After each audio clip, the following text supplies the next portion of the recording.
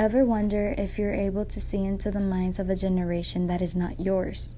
What are some values that set you apart from them? And what is truly common to see in their everyday lives? Lucky for us, there is a way to see into the minds of people who are ages older than the modern day person, and we can through music.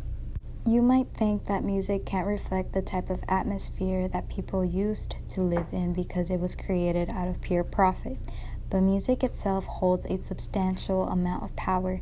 It drives, inspires, and interprets the emotions humans feel and connects people together who feel these particular emotions. In fact, and I quote, historians sometimes consider songs as more or less straightforward reflections of society and culture in which they are produced. Therefore, I argue it can be said that the contemporary music about a given genre, in this case love, in a given time period, does describe the type of belief society has on how a romantic relationship between a man and a woman should be. Now, I will ask the viewer a quick question. You may pause the video if you need to. Why do you think you are able to relate to a particular song on a personal level? And what do you think that says about you as an individual? Now, keeping that in mind, think of your current societal issues. What is your everyday life? Do the songs that you listen to reflect your opinions and your values?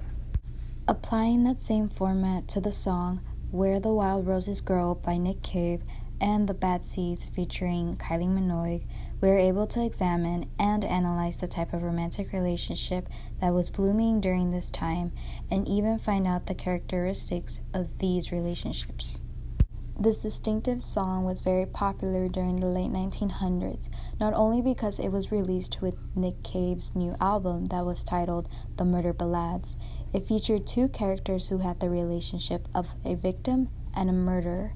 Nick's choice of style is indeed eccentric, because murder ballads are known as, and I quote, songs with rules of gallery of some of the most despicable, murderous characters imaginable.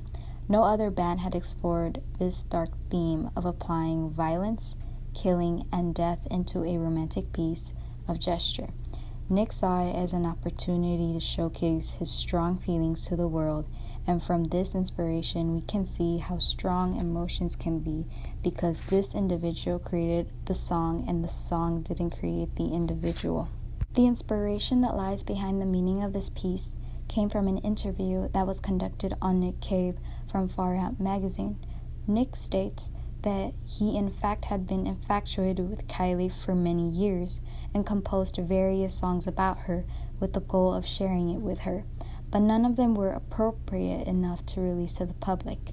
That is, until he found out this genre and found the words he needed to say to her. Nick stated, "It was only when I wrote this song, which is a dialogue between a killer and his victim, that I thought I'd finally written the right song for Kylie to sing." One might ask if from this interaction, why would Kylie continue to associate herself with a man who has been obsessed with her and admits to have written other entries about her that cannot be shown to her because of how unprofessional they are? In that same interview, her response to when she started collabing with Nick was, and I quote, "He's so amazing and loving, and it's one of my favorite things I've ever done. He's definitely infiltrated my life in beautiful and profound ways." End quote. She is aware that a murder ballad was dedicated to her, and instead of seeing Nick's actions as an insult, she thought of them as a sign of affection, to which that same exact idea is being placed onto the song they both sang together. It might be surprising for modern day individuals to have learned that not only did Kylie react in such a calm manner, the public adored this song and even idolized Nick for creating it in the first place. It is clearly shown in the live concert that was performed in London. While the filmmakers of 200,000 Days on Earth were taking shots of the concert, they asked Nick and Kylie if they could sing their infamous song, Where the Wild Roses Grow.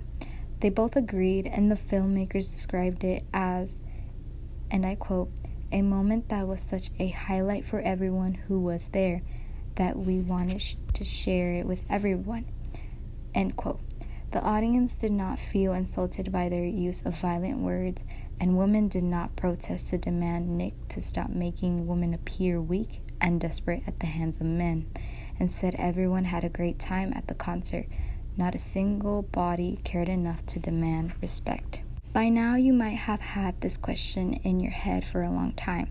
What is so controversial about Nick's song, and how does it relate to being in a romantic relationship with a partner? Well, it has to do with everything.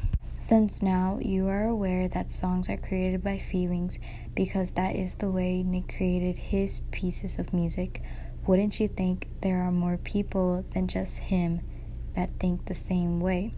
That when he speaks of a woman meeting a man for the first time in her life and invites him into her house and her heart without any restrictions, that scenario isn't being played in the minds of people, or more specifically in the minds of men. Again, the reason a person likes a particular song is because it conveys a message that only people that feel and understand wholeheartedly would agree with. Keeping this in mind, this is how the song goes. Eliza Day, the innocent victim that will soon succumb to her demise because of a stranger she met in 3 days' time. She will open up her heart and is looking forward to becoming more than just a lover without a title, while the man only sees her for her impeccable exterior beauty. Even though they both spend time with each other, they are still considered strangers because no introductions were ever made. The stranger learns that she needed to die because her beauty must be kept all to himself. By the 3rd day, he kills her by hitting her with a rock on the head and explaining that she shouldn't have been alive, and I quote, "For all beauty must die." Throughout the entire song, a malignant intent was created out of pure obsession. There were some clear signals that could have been avoided in this exact situation, but they were ignored. Why, you ask? Why didn't Kylie see it coming?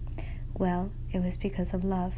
Love made her ignore the fact that her lover was a complete stranger, that she had no idea who he actually was, and she wasn't aware of his intentions. Instead, she felt, and I quote, "When he knocked on my door and entered my room, my trembling subsided in his sure embrace." End quote. She completely gave her trust to this man and felt assured when he came near her. While all of this was happening, the man had the upper advantage the entire time because all he needed to do was provide company and show affection. Also, Kylie let her sadness out and let the stranger touch her tears. She did not demand for him to step away, nor did she threaten him. This just shows how Nick sees women. Easy individuals who, when their desires are met, they are willing to stay with you and not demand the same respect that men naturally give each other. In the music video Where the Wild Roses Grow, a dark aesthetic is placed on it, and it foreshadows the dark realization the viewers have once they find out the song doesn't have a romantic happy ending. The only part where the screen becomes lighter is when the filmmakers want to emphasize Eliza's beauty and how captivating she is to the viewer. That way the audience could understand why Nick killed his lover. As the video progresses, we see that Nick realizes he has made a mistake, but isn't filled with depression. Instead, to feel his sadness, he stares and touches Eliza's dead body in a sexual way. It's as if he's giving himself the right to touch her. He seems to be satisfied after touching her, and instead of paying his respects to the dead, he keeps her in the water until he pleases. It's as if he believes he owns her dead body. The last thing that I want to point out was that the murder did not happen on screen because Nick didn't want his audience to be scared of this murder. Instead, he wanted a gloomy and mournful reaction from his viewers so that the element of romance wasn't entirely gone.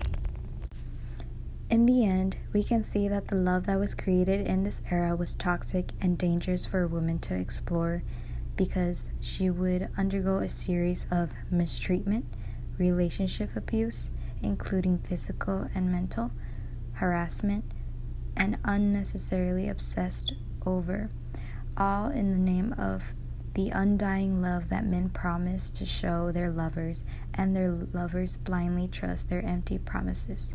This was the real love during the late 1900s. It was a misery. Now, why does it all matter? Why should people care about the music that was played in the past, that is played today, tomorrow, and in the future? It gives us a sense of where our society stands and the things that should be fixed in order for it to be better, because listening to the music is like properly hearing the feelings individuals have about the world, and there are more people out there who also feel the same way about a certain thing.